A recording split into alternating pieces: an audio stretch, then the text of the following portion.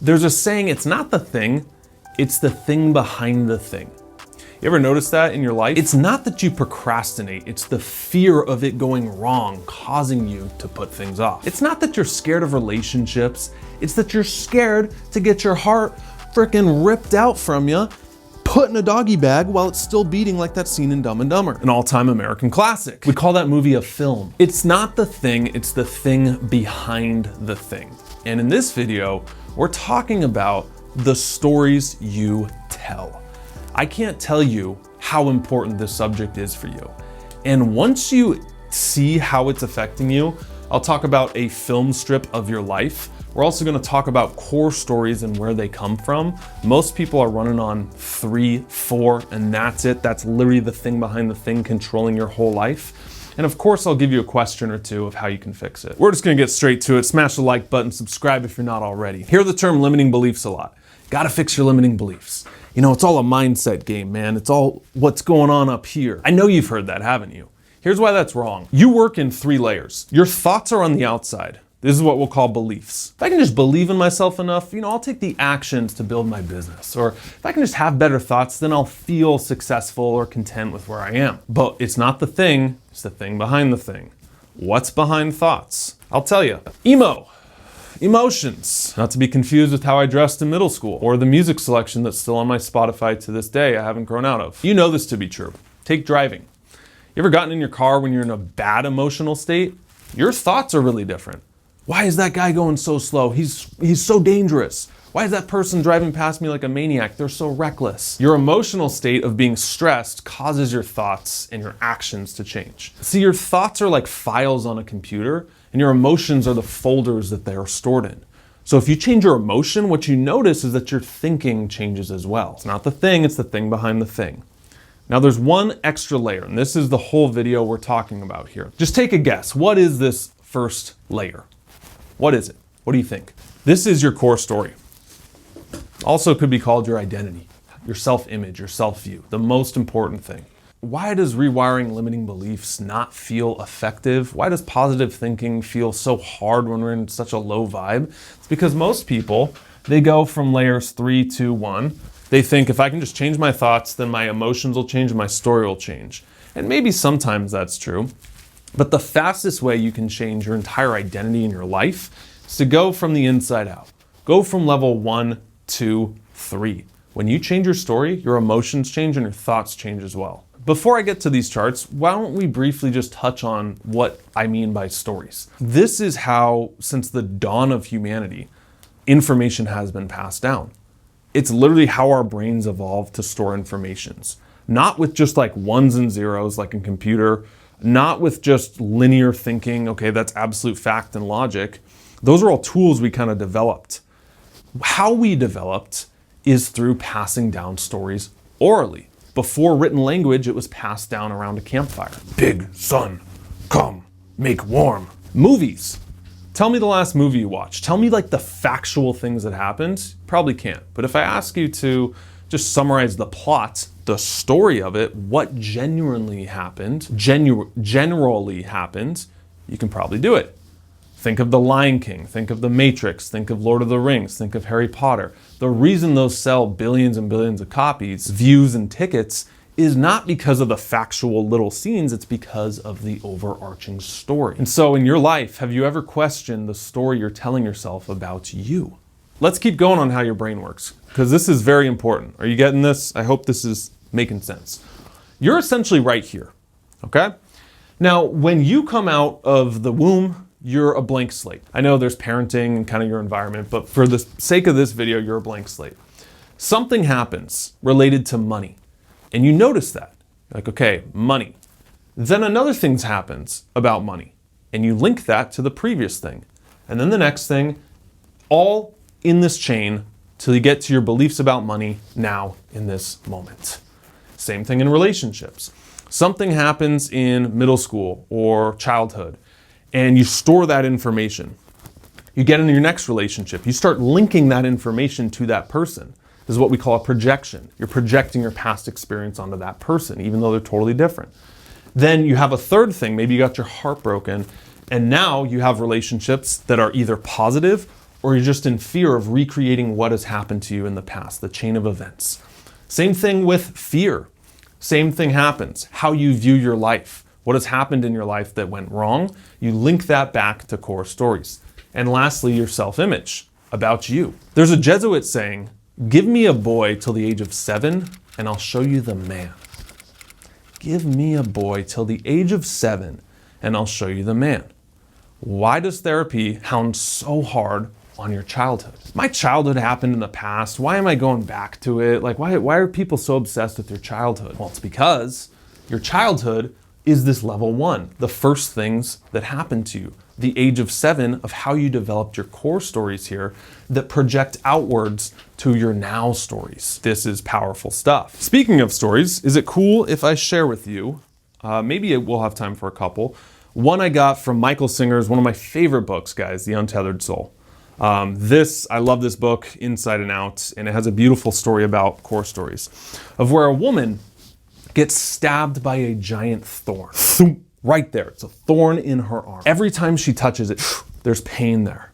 Every time she goes to lay down, there's pain. So what does she do? Well, instead of taking the thorn out so she can go on with her life, she associates so much pain to that thorn that would just be excruciating to look at it and to deal with it. So she constructs her whole life around not touching this thorn. She gets a bed where she can only lay on her right side, because if she rolls on her left side, ooh, that's too painful. She used to love fashion, and now she doesn't wear half the dresses that cover her arms. All of them have to be sleeveless so they don't touch her thorn. She used to dance. Now she doesn't dance. She avoids it because she doesn't want to touch that thorn. In her eyes, she constructed this whole life out of safety to avoid pain. But has she really avoided pain, or has she just made her life more painful? Because everything she does has now become about this thorn in her side. Her life has started to suck the fun out of it because she's so concerned about where this thorn is and not touching it. Obviously, that's a story, not fact, but I think it really rings true for us that these core experiences we have are the thorns that stay with us. And instead of dealing with them, removing them, we just let them linger there and we construct our whole life to avoid it. You know, I'll give you a personal story on this. When I was 8 years old, I was in a math class in elementary school, and everyone got called up to do multiplication tables on this big chalkboard. And it was, okay, you do the ones. So 1 times 1 is 1, 1 times 2 is 2, 1 times, etc. 3s, 4s, 5s, all the way up to 12. Maybe you did this yourself. Now I got the 11s. 11 times 3 is 33, 11 times 6 is 66. I didn't know that trick. It was so hard in my mind. I was trying to add up, like, okay, 11 plus 11, that's the next one up. It took me so long, and the teacher wasn't very supportive. And everyone kind of started laughing because it took me like 5 minutes and everyone else was done for the last couple minutes. Now, as an adult now, if that happened, maybe we'd laugh it off and sit down and it wouldn't stick with us.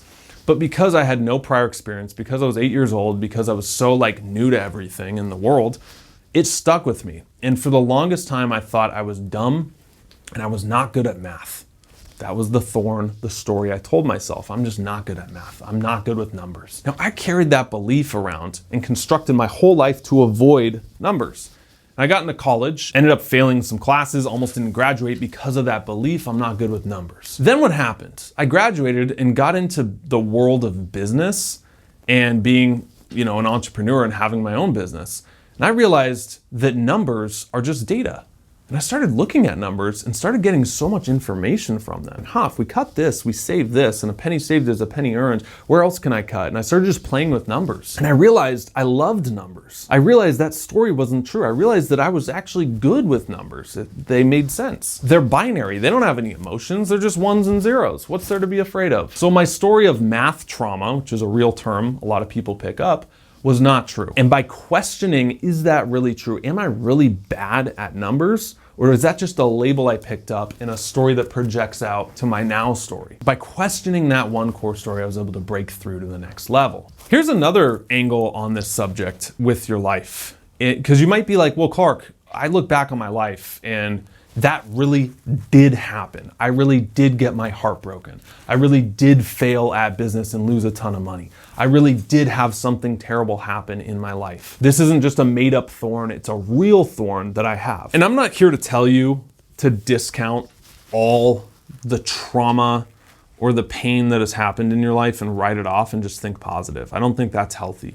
I think that can actually suppress and repress things down deeper. We're not talking live in Lulu land here, okay? This is where the film strip comes in, where here's you in the past, and all these are like scenes in a movie that build and build and build till you get to you in the current moment, you now. Psychologists will say there's two primary types of stories you can tell yourself about your life. The first is how most people view it. This is a contamination story, where, when I was 27 years old, and that one asshole screwed me over and my life has never been the same thanks to that guy. I had such a good thing and I lost it and I messed it up and I threw it all away. I made a bad decision in my teens and I'm now a bad person forever and I have to live with that. That is a contamination story, okay? And your life won't get any better if you're telling yourself how your life changed because of one event. One scene in the movie and it soured the whole thing up until now. I can tell you what the next movie strip will look like, and it's not going to be very good. But then there's a second type of story, and this is a redemption story. Some people call this a commitment story. Something bad happens, and you used it to grow and redeem yourself, and now you can build from that. And totally redeem yourself! Isn't that the kind of story we love hearing? We love seeing that. We love seeing growth and people publicly change their opinions and admit fault when they were wrong. See, a commitment story is when you change the meaning. That's the million-dollar question. What does this mean? There's no better story on this than one you're probably familiar with, but it's like the most extreme example of this we can have is Viktor Frankl's Man's Search for Meaning. It was written by Viktor Frankl, who was a psychologist who was in Auschwitz, one of the Holocaust camps. Talk about the worst thing that can happen to anyone. And he saw people who lost their meaning and they literally died inside and they lost their will to live. He was able to create so much meaning from negative events. I'm gonna make it through this because I wanna write a book and make sure it never happens to anyone ever again. Now I'm not saying, and you can do it too, and that's easy.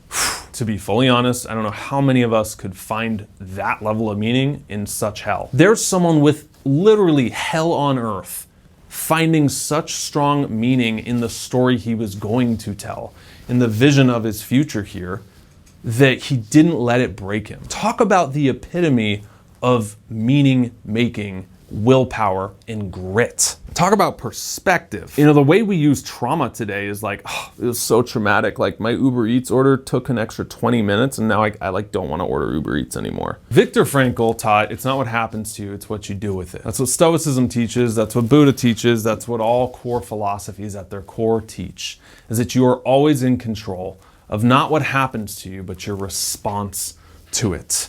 You are 100% responsible, the ability to respond to whatever happens.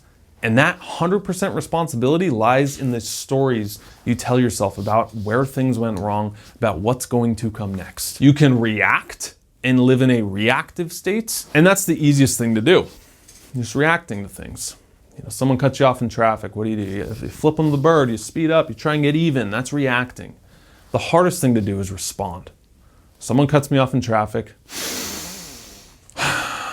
maybe they're in a rush. My friend just had a kid and that was the story, okay? They literally were like on the way to the hospital and he had to pull over because his wife was in labor in the back seat. He catches the baby in his hands and delivers their kid. If you had seen him going 90 miles an hour, driving like a maniac, you would be like, what, screw that person, what is he doing? He's drunk and it's only 9 a.m., dude, chill. But if you respond, you're able to change the meaning and have a more charitable response to whatever's happening. Here's something that's very inspiring, I find a lot of inspiration from, the concept of neuroplasticity with your mind. So your neurons literally fire and wire together. That's Hebb's law. Neurons that fire together, wire together. And these get habituated, just like you have habits in the morning. You wake up and maybe you grab your phone first thing. That's a habit. Or you go make coffee first thing in the morning. That's a habit. And you know this, people are obsessed with habit changing because it changes their life. But at first, changing the habit is really hard. Why is that hard? It's because your neurons have literally linked faster connections and they literally form together. This is actually an image right here of neurons connecting. So when you're learning information about thing A and thing B and you make a connection of how they're related, your neurons are like little spider webs. And your brain is the spider weaving them together and they connect. That is what learning is. It's forming those connections. And sometimes learning is breaking those connections that aren't true. So neuroplasticity, you can form these new connections by just going back and changing the meaning. Maybe my next growth isn't learning something new. It can be. But oftentimes it's unlearning things that aren't true. And things that aren't true about myself or where things went wrong or the story I'm telling myself. And then you can rewire and create new stories and new identities. That's how it happens. This is also where humility comes in. This might be a weird turn in the video, but I want to throw this in here because it's important. Some people's stories are inferiority. Oh, I'm less than others, or I'm too young, or I'm not as talented. That's very common. That's like low self-esteem. Some people's stories are of superiority. I'm better than them. I'm chosen. I'm special. I'm above people. Or they look at what they have and they use that as evidence of why they're better. And those stories can hold you back as much as the inferiority stories. Let me tell you, they can shut you off from otherwise good relationships. They can close you to experiences that you think are beneath you. They can keep you in this confirmation bias of why you're right and there's no growth and it makes you stagnant. Man, there's a ton of growth in humility. And that is a lesson I've learned this year more than any other. Not trying to be better than others. Not trying to pursue status at all costs. Understanding that we all have the same worth as humans, and that your money or your status doesn't elevate you or make you better than people. It means you're further ahead in the game, but it doesn't mean you as a person are chosen. I find this in the spiritual community, It's not without flaws. In the self-improvement community, it's not without flaws. Some people use inner work as a superiority flex. Well, once you start doing the inner work that I've done, you're just not as spiritually evolved as me. The irony in that is from a place of superiority and ego. Story of why I'm better than others. Because I'm chosen. The universe speaks through me and not other people. Now you're probably thinking, well, Clark, give me the coffee shop exercise. Like, what do I need to take my journal to a coffee shop and journal on to really apply this? And here, I'll simplify the entire inner work in one question that you can ask. I can't because whatever it is. I can't because. If you want a juicy nugget to dive into and do some inner work, you ask yourself that question. I can't make money because, and you'll find the story, level 1. I can't find love or get in a relationship or trust people because, and you'll find maybe 3, 2, maybe 1. I can't get myself to stop procrastinating because oftentimes the core story there is fear-based. I need to uphold an image. I'm scared of rejection. I don't want it to go wrong. I don't want to admit that I'm not as far ahead as I thought I was going to be. I can't because. If you got the cojones to sit down and ask that question, I promise you, your next level of growth is going to unlock. And all of this is fear-based. And what you find about fear is that most of it is not true. Fear is just a negative visualization. That's it. It's just seeing what could happen and assuming that it's going to go wrong. What's so funny about fear is that 9 out of 10 times, maybe 99 times out of 100, your fear doesn't come true. And you don't even remember the times where you were afraid of something and it didn't go that way. You don't give yourself credit for that. You just kind of ignore it and then you move on to the next fear and the next fear and the next fear. I can't because blank. Realize that 99% of the time those fears actually never happen. And this takes a lot of self-awareness. It takes a lot of guts to ask because it's painful to realize, dude, I've been telling myself a contamination story for like a decade, 5 years. Oh man. So let's recap what we learned. I hope this was useful. If it was useful, let me know in the comments and give me your biggest takeaway. There's 2 types of story. There's commitment and contamination stories. And most people are telling themselves the first. Your stories are at the core of your emotions and your thoughts. You need to go from levels 1, 2, and 3, not 3, 2, 1. You You don't change your thoughts so you can have better emotions, so you can tell yourself better stories. It's much more effective and efficient, and all inner work gets to story changing so you feel different, so you think different. Remember that your thoughts are files and your emotions are like the folders they're stored in. So when you change the folder, the files can change as well. You can delete them and then they're gone, or you can create new ones. And understand that you have core stories. Most people are running on 4 main categories: money, love, fear, and their self-image. And if you want to see where you are, give me a boy till the age of 7 and I'll show you the man, as the saying goes. It's more effective to not just go after your now, but to do inner work, which is what this is called, and trace it back to where you picked up these stories. Are they really true? Fact check them, just like I did with my math story, just like the woman did in Michael Singer's book, The Untethered Soul with the Thorn, making sure your whole life isn't just a construction to avoid pain. And that, my friend, is one of the most important videos we can talk about. Hope this was useful. Let me know. Love ya. See you in the next one. Stop settling, start living. See ya. Hey guys. Oh, big gulps, huh? All right. Well, see you later.